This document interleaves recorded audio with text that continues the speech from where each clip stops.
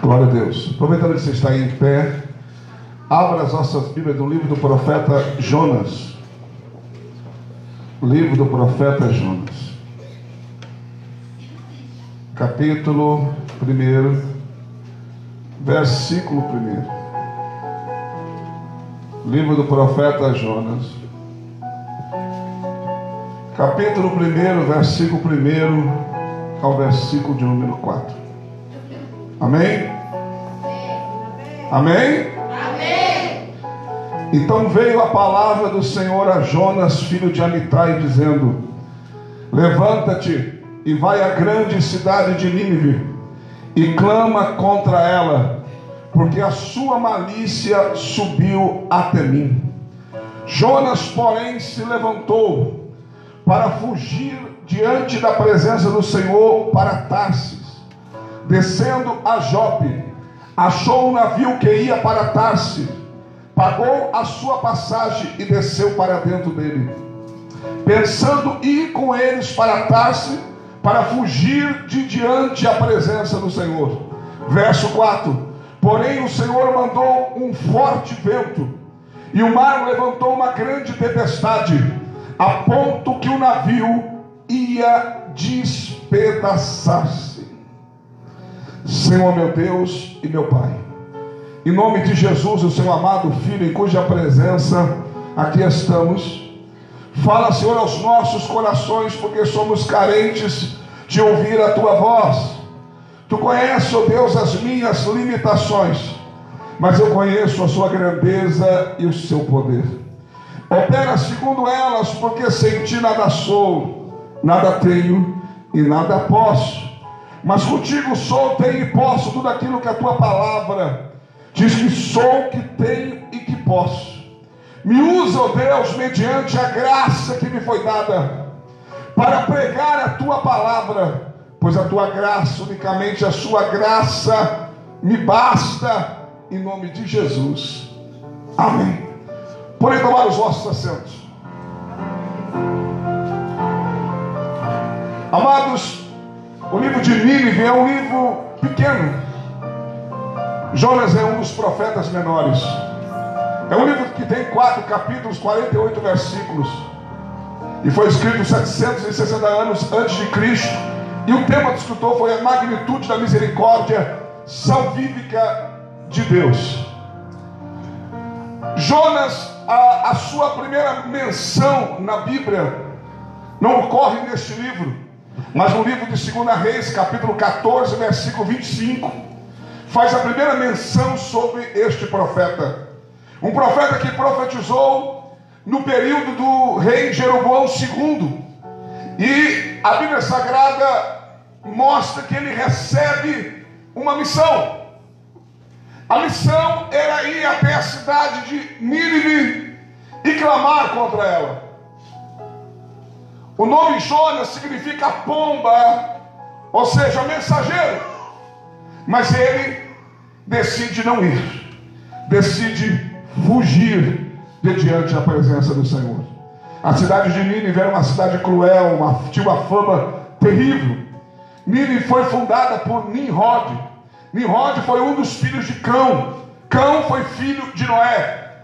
A Bíblia diz, irmãos, que Nimrod foi um homem poderoso sobre a terra. Gênesis 10, 9 e 10. E um poderoso caçador.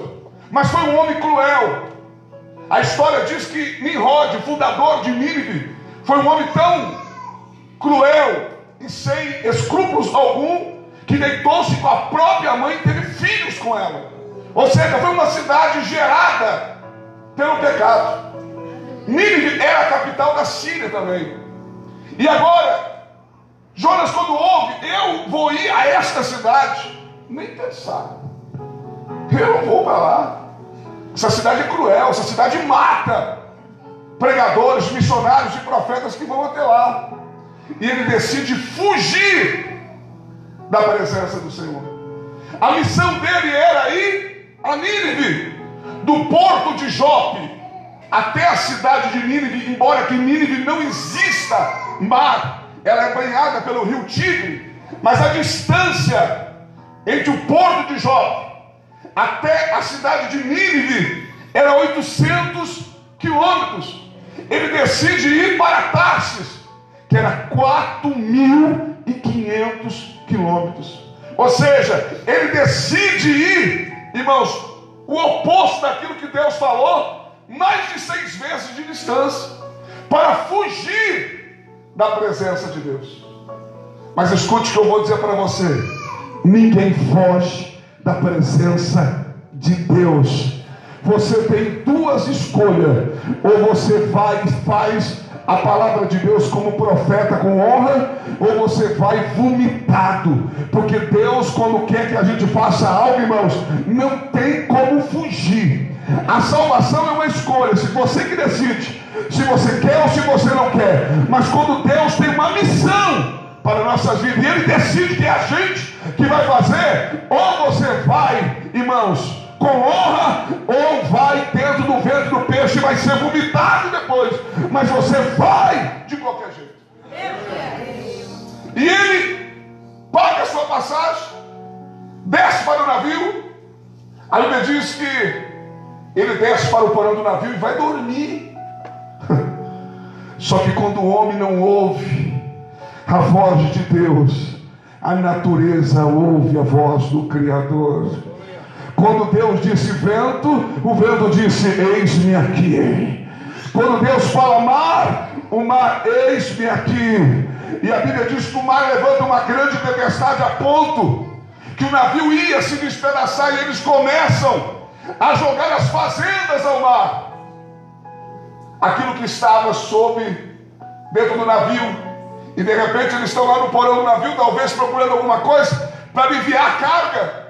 Eles encontram Jonas dormindo. Está todo mundo escabelando, está todo mundo desesperado, todo mundo clamando aos seus deuses, e Jonas está dormindo. Olha para ele e diz: o que tens contigo dormente? Levanta-te e invoca o teu Deus. Qual é a tua ocupação? De que povo és tu? Ele disse: eu sou hebreu e sirvo ao Deus dos céus. E ele conta que ele estava fugindo de Deus. Por isso que é tudo aquilo que estava acontecendo, porque o seu Deus era o Criador dos céus, da terra, do mar e de tudo que existe. E eles temem o Deus de Jonas, mas Jonas ensina a temer o seu próprio Deus. E a Bíblia diz que eles, temendo jogar Jonas ao mar, porque Jonas disse: me joga ao mar, e o mar vai sacar o mar. Eles temendo, porque pensaram: vai que a gente joga e o Deus dele ainda fique mais furioso com a gente. Mas não tendo mais o que fazer, a Bíblia diz que eles erguem Jonas e lançam ele ao mar. Quando Jonas é lançado ao mar, a Bíblia diz que Deus prepara um grande peixe. E a Bíblia diz que esse peixe vem e engole Jonas. Aleluia. O vento obedece, o mar obedece, o peixe obedece, e Jonas não obedece. E agora Jonas vai para dentro do ventre do peixe. Quando Jonas é lançado ao mar, aí começa a minha mensagem. Porque nessa noite eu quero dizer para você que o mar foi a escola de Deus para Jonas, e nessa noite o mar será a escola de Deus para as nossas vidas. A Bíblia diz no Salmo 104, versículo 25, que o mar é vasto, e nele se move peixes e animais inumeráveis, grandes e pequenos. Existem, irmãos, seres viventes no mar, do tamanho de um botão de uma camisa. Mas existe também, irmãos, mamíferos no mar, maiores do que esta igreja. Escute o que eu vou dizer para você: o mar era a escola de Deus para Jonas. Aqueles 3 dias que ele ficaria no mar, dentro do ventre do peixe, Deus ensinaria a Jonas que não dá para se esconder e nem fugir da presença de Deus. Amados, Deus tem uma relação misteriosa com o mar. A Bíblia diz em Jó 38, versículo 8 e 10, que ele colocou porta e fechadura no mar. A Bíblia diz em Jó 38, versículo 9, que o dia que ele criou o mar, ele colocou fraldas no mar. Ou seja, Deus trata o mar como se fosse uma criança, e ele estivesse colocando fraldas no mar. Interessante, irmãos, que os primeiros discípulos de Jesus, Mateus capítulo 4, versículo 18, os primeiros e a maioria de todos, poucos não foram escolhidos, irmãos, na beira de um mar. Mateus 4, versículo 18, os primeiros discípulos de Jesus foram escolhidos na beira do mar da Galileia. Ou seja, Deus tem uma relação misteriosa com o mar. A Bíblia diz em Mateus 14, 22, que Jesus anda sobre o mar, caminha-se como se fosse uma estrada, irmãos, e o Jesus não afunda. Aleluia. Ou seja, isso está além da física, porque não existe razão lógica para isso, mas o mar não engoliu Jesus. O mar reconheceu quando Jesus caminhou sobre ele. Interessante, irmãos, que quando Jesus precisou de dinheiro, irmãos, porque certa vez Pedro chegou para ele e disse: olha, Senhor, estão cobrando impostos aí. Jesus não mandou ir no banco para buscar dinheiro. Ele disse para Pedro, em Mateus 17, versículo 27, lance o teu anzol ao mar, e o primeiro peixe que você pescar, tira da boca dele, que estará um start lá. Ou seja, uma moeda que simbolizava 4 dias de um trabalhador. Ou seja, no mar ele foi buscar recursos. Ou seja, ele tem uma relação com o mar, e nós vamos aprender nessa noite com o mar e com algumas coisas que tem no mar. Irmão, nós vamos aprender algumas coisas nessa noite na escola de Deus. O mar nessa noite é a escola do Senhor para mim e para você. Escute o que eu vou dizer para você. Se você não quiser abrir a tua boca e glorificar a Deus, não precisa, porque a Bíblia diz no Salmo 69, versículo 34, que os peixes do mar louvarão ao Senhor. A Bíblia diz no Salmo 148, versículo 7, que até as baleias louvarão o seu Criador. Lá no mar, irmãos, existe um peixe chamado golfinho, um mamífero chamado golfinho. E o golfinho tem muito a nos ensinar. Quem já não viu na televisão o golfinho pulando, né? Passando as embarcações pulando. Só que foram pesquisar sobre os golfinhos e descobriram uma coisa interessante. Descobriram que enquanto ele pula de frente dos barcos, dos navios, enquanto ele fica pulando, fazendo graça, chamando a atenção, eles descobriram que enquanto os machos pulam, as fêmeas com os filhotes estão passando por debaixo da embarcação. Ou seja, eles chamam a atenção para quê? Para proteger a fêmea e os filhotes que estão ali passando despercebidos por debaixo da embarcação. E o que tem a ver isso com os nossos dias? Isso é um ensinamento para nós, porque a Bíblia diz, irmãos, em 1 Timóteo capítulo 5, versículo 8, que aquele que não cuida dos seus, principalmente os da sua família, é pior do que incrédulo e negou a fé. Tem gente que conhece Jesus e não se preocupa nem com seus filhos e nem com a sua família. E agora um peixe, um mamífero no mar, ele se preocupa com a sua fêmea e com os seus filhotes. Eu gosto muito de falar sobre animais. Sabe por quê? Porque eu costumo dizer que os homens são piores do que os animais. O racional é pior que o irracional. E eu vou provar para você. Em Marcos 1:13 diz que Jesus jejuou no deserto 40 dias, arrodeado por feras. Agora eu te pergunto, o que as feras fizeram para ele? Nada. Quando ele chegou diante do bicho-homem, o bicho-homem o matou. As feras do deserto, quando Jesus andava por lá, reconheceram que aquele era o seu Criador. Os homens não conheceram o seu Criador. É desse jeito, Pai. O golfinho, ele se preocupa com a sua fêmea e seus filhotes. O golfinho, também, irmãos, eu descobri que é um dos únicos que consegue fazer isso. Quando ele dorme, ele não dorme 100%. Ele consegue, irmãos, fazer que metade do seu cérebro, 50%, durma, enquanto 50% está acordado. Ou seja, ele dorme 50% do seu cérebro e o outro 50% está vigiando. Mateus 26:41 diz: vigiai e orai. E Jesus falou isso para a sua igreja, e os crentes, irmãos, menos que fazem na sua vida é vigiar. Pois nessa noite Deus está dizendo: aprenda na minha escola nessa noite, porque o mar será a escola de Deus para mim e para você nessa noite. O inimigo, o predador natural do golfinho é o tubarão-tigre. Ele caça o golfinho, mata o golfinho. Aleluia, Deus. E sabe o que acontece quando o tubarão-tigre está preso em alguma rede? O golfinho tenta ajudá-lo a escapar, mesmo sabendo que pode escapar e depois pode querer caçá-lo. Mas toda vez que o tubarão-tigre está preso em alguma rede, o golfinho tenta salvá-lo. Sabe o que é isso, irmãos? É um exemplo para mim e para você. A Bíblia diz em Romanos capítulo 12, versículo 19 ao 21: não vos vingueis a vós mesmos, mas dai lugar à ira.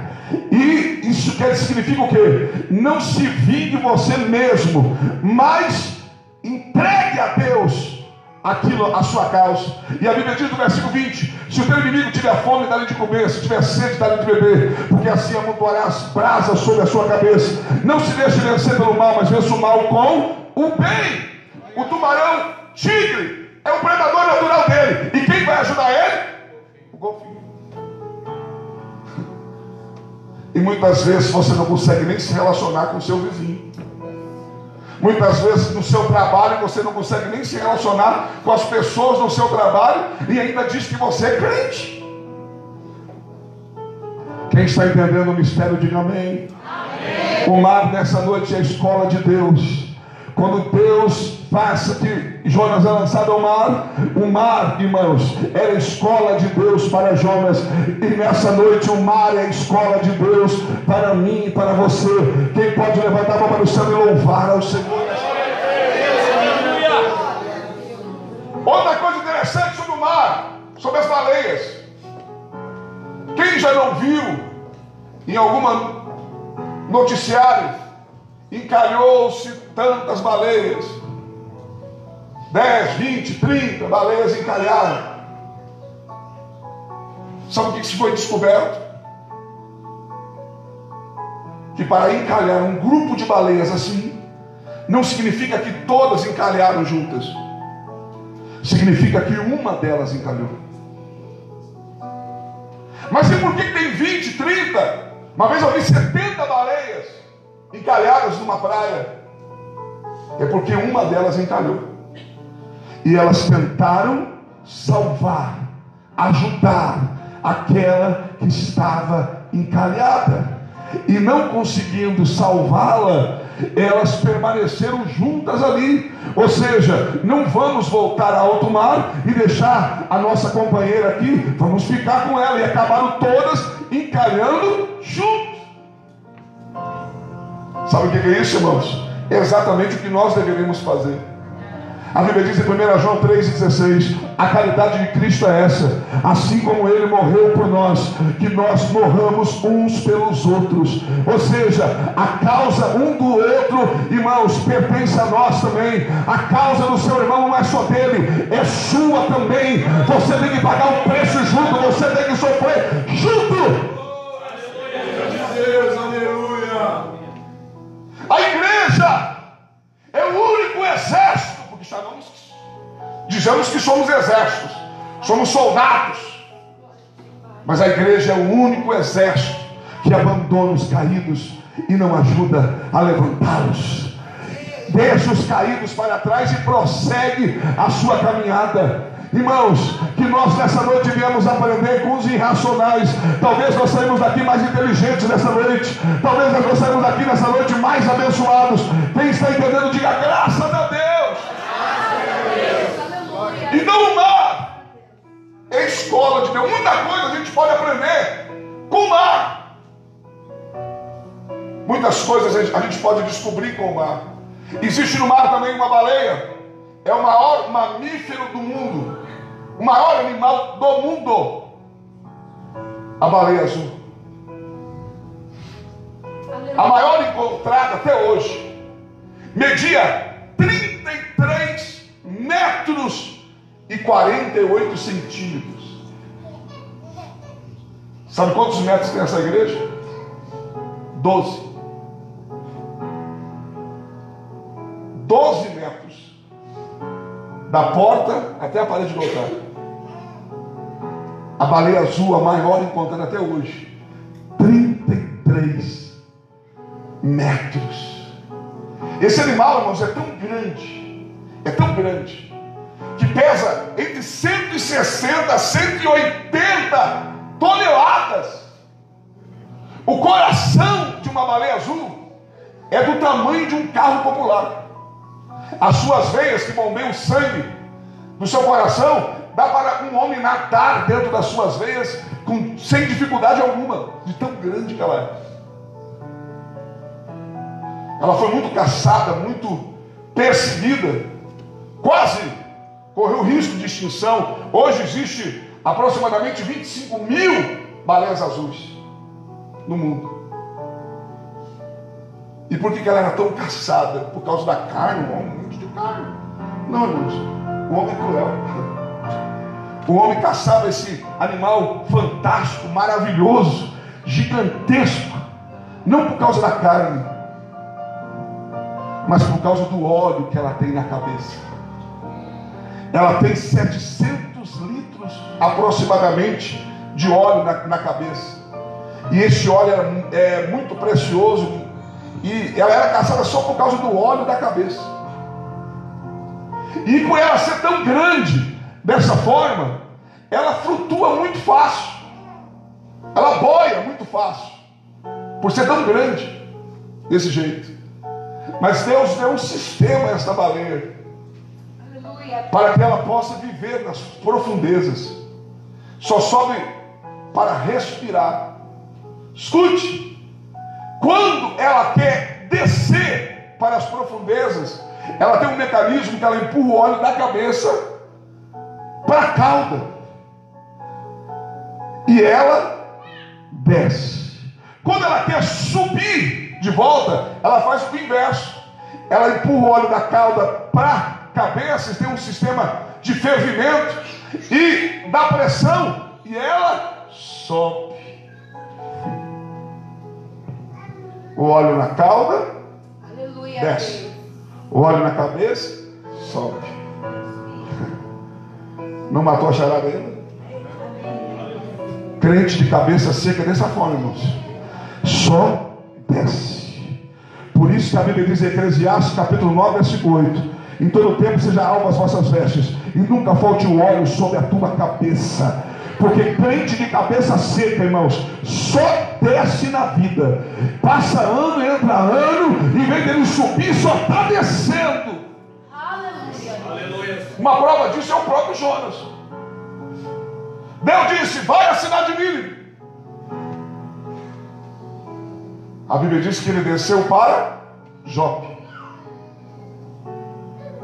pagou a passagem e desceu para dentro do navio. Versículo 5: desceu para o porão do navio. Capítulo 2, versículo 6: desceu para as profundezas do abismo, dentro do ventre do peixe. Desceu 4 vezes. Está entendendo? Se você quer subir na vida, se você quer subir na tua vida espiritual, se você quer subir para a presença de Deus, se você quer subir, irmãos, quem está por cima e não por baixo, quer ser cabeça e não quer ser cauda. Deuteronômio 28, versículo 13: você precisa ter óleo sobre a sua cabeça. Você não pode ser um crente de cabeça seca. Você precisa ter óleo na cabeça. Aleluia. Porque crente de cabeça seca só desce. Eu aprendo nessa passagem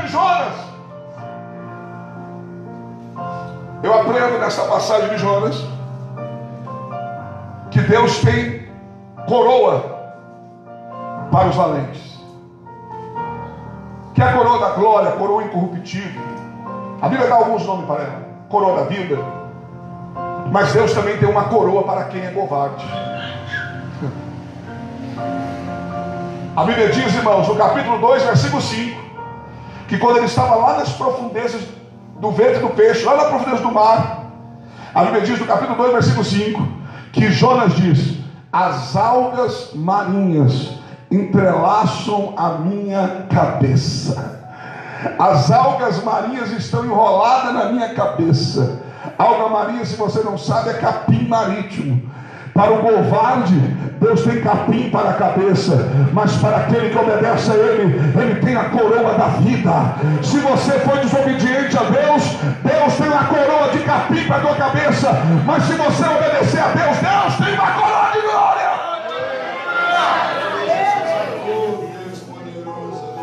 Aleluia, Pai. Aleluia. Coisas que o mar nos ensina. Se alguém pensa, peixe relacionado a gente, nada a ver isso. Ei, o símbolo do cristianismo era um peixe. No tempo da perseguição, o símbolo do cristianismo era um peixe. Em vez de eu pegar e dizer a paz do Senhor, para quem eu não sei se certamente, se é realmente um cristão, os cristãos se aproximavam, desenhavam um peixe no chão. Se fosse cristão, olhava para ele e dizia: paz do Senhor. Se não fosse, não entendia nada. O símbolo do cristianismo, da perseguição da igreja, foi um peixe. A Bíblia também diz, irmãos, em Mateus 14, versículo 37 e 38, irmãos, que o reino dos céus é semelhante a uma rede lançada ao mar, e nela se pega peixes grandes e pequenos, bons e ruins. Os peixes aí, irmãos, grande e pequeno, bom e ruim, é eu e você. É eu e você. Outra coisa interessante na escola de Deus, o mar, acontece aqui no nosso país, em Santa Catarina. Você pode pesquisar depois no Google, em Laguna, Santa Catarina. A pesca do boto, mas não pescar o boto. O boto ajuda os pescadores na pesca da tainha. E o que eles fazem, pastor? Exatamente o que você não faz muito tempo. Os botos simplesmente vão a alto mar, cercam os cardumes de tainha, trazem para a beira da praia. Assista o vídeo depois para você ver. E quando, irmãos, os cardumes estão chegando, os pescadores não estão em barcos, eles estão dentro da água, na beira da praia, e os botos vão lá, trazem os cardumes para eles, e quando está chegando, um deles começa a saltar na frente, mostrando exatamente o lugar aonde soltar a rede, ou lançar a rede. Os botos ajudam os pescadores a pescar. Aleluia. Aleluia. Glórias a ti, Pai. Até hoje eles não entendem isso. Como que eles se divertem ajudando os pescadores. Quanto tempo faz que você não vai a alto mar e traz os peixes para a gente aqui lançar a rede? Quanto tempo faz que você não vai a alto mar e busca os peixes para eles vir? Não convida ninguém para vir à igreja para que nós lançamos a rede aqui, irmãos. É você que tem que trazer os peixes até aqui. É você que tem que trazer o peixe. Você que tem que cercar eles e trazer até a rede. Se o irracional faz isso, por que nós não? Aleluia, Deus. Glória a Deus. Poderoso, exaltado é o teu nome, Senhor. Por que nós não? Glória a Deus. O mar também foi um iceberg, né? Então vamos para a Bíblia. Jó 37:10. O assopro de Deus faz cair a geada e as águas congelarem. Foi exatamente o que Deus fez. Às 2h30 da manhã. Aleluia, Deus. E ele quebra, irmãos. Ele não só afunda, mas Deus quebra ele no meio. Faz ele dividir em duas partes. Ele está num lugar tão profundo, 3.821 metros de profundidade. Homem nenhum consegue chegar a essa profundidade. Submarino nenhum consegue chegar a essa profundidade. Alguns robôs que eles fizeram conseguiram chegar lá, mas homem não consegue chegar, porque se conseguisse já tinham tirado ele de lá. Deus afundou numa profundidade tão incrível, irmãos, que homem nenhum conseguiu nem chegar lá, muito menos tirá-lo de lá. É Deus, aleluia, Pai. E morreram 1.500 pessoas. 700 sobreviveram para contar a história. Se o fundador desse navio conhecesse a Bíblia, nunca teria dito aquilo. Se conhecesse o Deus da Bíblia, muito menos, porque Deus já tinha feito coisa semelhante.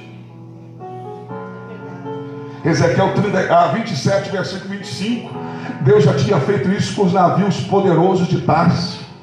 Ele diz: porque glorificaste o teu nome e não daste glória ao meu, eu te quebrarei no meio dos mares. Todos que te honraram pasmarão, os marinheiros ficarão com medo. E vai dizendo lá que todo mundo que era acostumado ao mar vai ficar com medo de navegar de novo. Aleluia. Pois Deus quebrou o Titanic no meio. E o que mais interessante, que no dia seguinte a reportagem mudou. No dia anterior, o navio que nem Deus afunda. No dia seguinte, a reportagem era essa: Deus lavou a sua honra com água. Deus lavou a sua honra com água. Ninguém blasfema contra Deus e fica vivo para contar a história.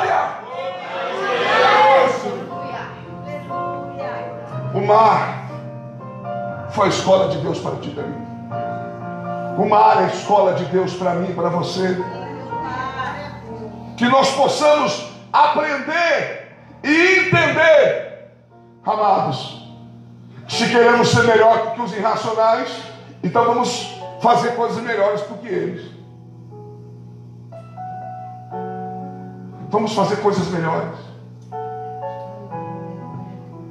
Aleluia. Que nós possamos aprender, porque Jonas teve que aprender a amar. Quando ele diz que do ventre do inferno ele clamou, é essa a expressão que ele usa. E Deus ouviu, engoliu ele. Amados, aquele povo entendeu que era uma mensagem de Deus. Escute o que eu vou dizer para você. Deus não toma por pecado o tempo da ignorância.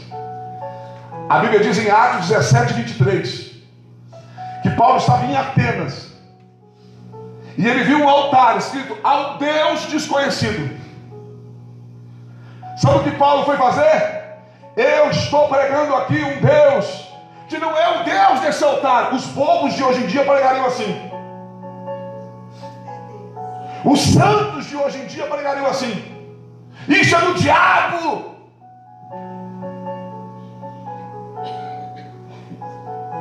Como diz o meu aluno, estou pregando Bíblia.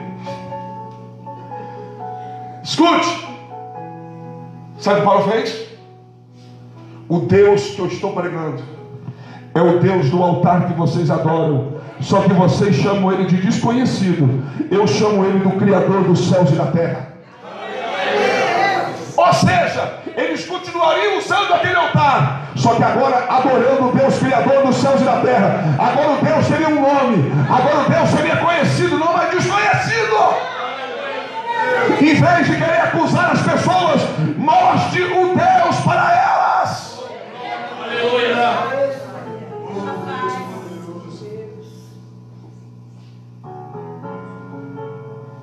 Nínive adorava um Deus que era meio homem, meio peixe, porque não conhecia o Deus verdadeiro. Se você for numa tribo indígena que nunca foi visitada pelo homem, ainda existem algumas. Se você chegar lá, vai ter um altar para alguma coisa. Sabe por quê? O homem nasceu para adorar. O homem tem necessidade. Se pegar, irmãos, uma criança e criá-la isolada do mundo, de tudo. Se você separar uma criança do mundo, numa ilha, em algum lugar, separado de tudo, e você encontrar ela 20, 30 anos depois, vai ter lá alguma coisa que ela está adorando. Vai ter alguma coisa que ela começou a adorar. Sabe por quê? O homem tem necessidade de adorar alguma coisa. O homem nasceu para adorar. Isso está, irmãos, no homem ser adorador. Aleluia, Deus.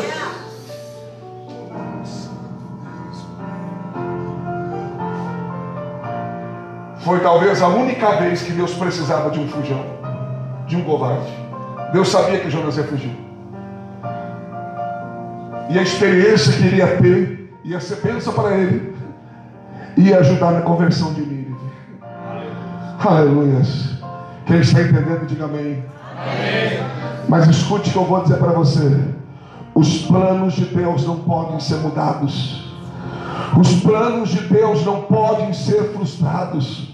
O que Deus tem para a minha vida e para a sua vida, não adianta lutar contra, não adianta resistir. Porque que poder tem o barro contra o oleiro, ou a criatura contra o Criador? Que poder temos nós contra Deus?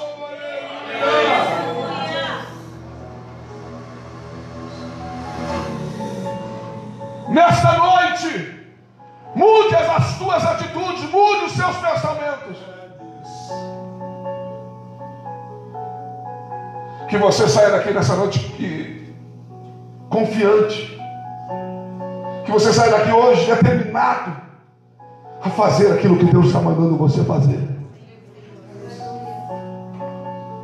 Porque é melhor você chegar lá cheirosinho, de banho tomado, do que depois de ser vomitado de 3 dias dentro do ventre do peixe. Eu creio que não teve banho que Jonas tomasse que adiantasse. Eu creio que só de Jonas passasse, aonde ele passava, o povo já sentiu o cheiro dele de peixe. Aleluia, porque ele estava 3 dias dentro do ventre do peixe. Irmão, eu não sei se você já teve a oportunidade de ter contato com quem trabalha com esses negócios de peixe. O povo, irmão, toma banho, passa perfume. Não, irmão, tem que cheirar peixe. Imagina ficar dentro do ventre do peixe e quase ser, irmãos, derretido pelo ventre do peixe. Imagina só. E ainda ser vomitado pelo peixe. E naquela época não existia perfume da Boticário, sabonete bom, não tinha nada disso. Imagina só. Eu estava no ventre do peixe, não precisa nem dizer, estou sentindo o cheiro. Fiquei 3 dias. E deve ter ficado 3 sem tomar banho. Estou sentindo o cheiro. Está entendendo, irmãos? Então, se Deus está te chamando, irmãos, cumpra aquilo que Deus mandou. Porque, irmãos, se você não obedecer, o mar obedecerá, a natureza obedecerá. Quem Deus mandar vai obedecer. Ou seja, tudo na sua vida não vai dar certo. Porque se Deus dizer fecha, vai fechar. Se Deus dizer desaba sobre ele, vai desabar. Porque, irmãos, o mar é a escola de Deus para nós. Que nós possamos aprender hoje com as baleias. Que nós possamos sair daqui hoje e ter aprendido alguma coisa com os golfinhos. Que nós possamos sair daqui hoje, irmãos, e ter aprendido alguma coisa com a baleia azul. Começar a colocar alguma coisinha nessa cabeça aí. Coloca menos rede social e coloca mais coisa de Deus nessa cabecinha outra aí.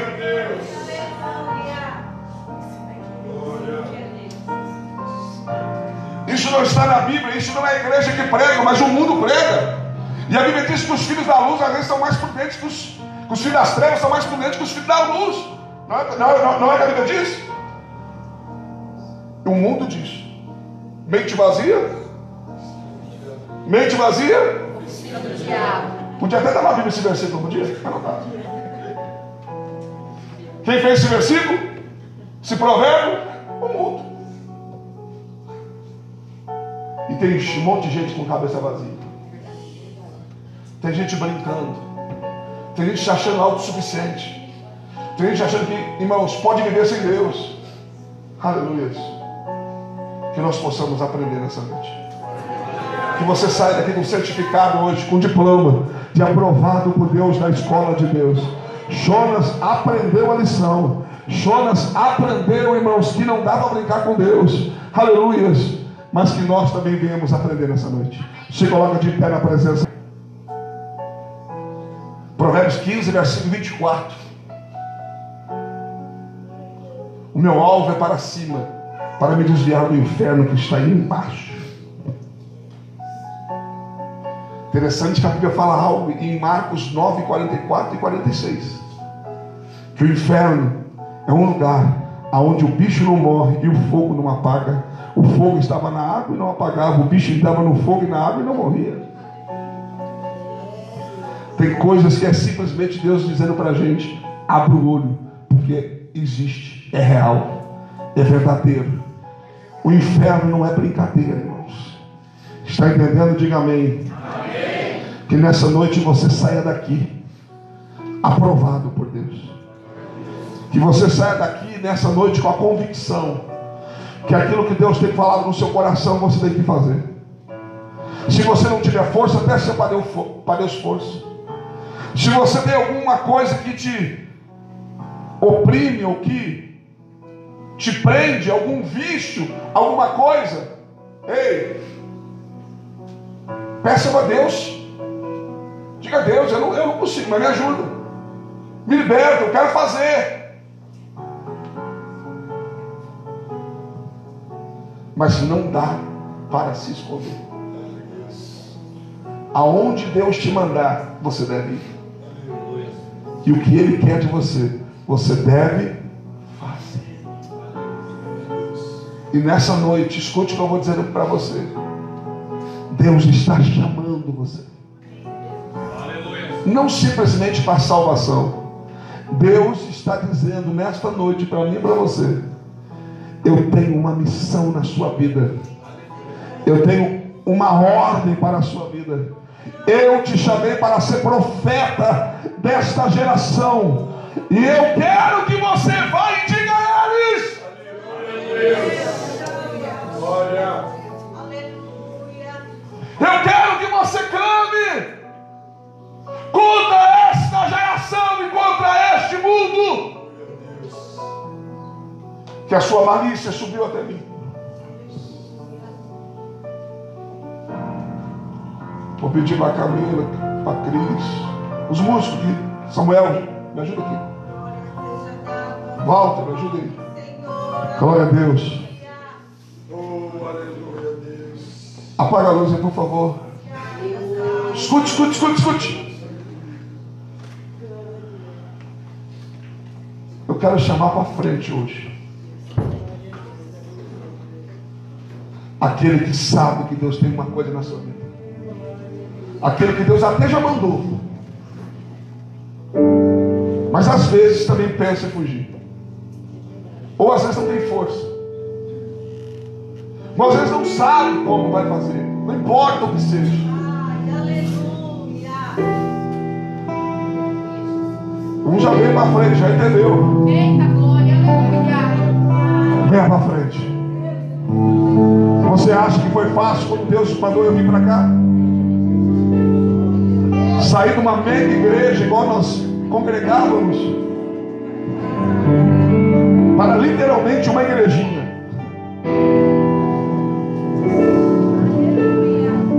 Hoje os homens podem olhar nós como uma igrejinha. Agora eu não vejo mais nós como uma igrejinha, porque Deus já me mostrou o que nós somos.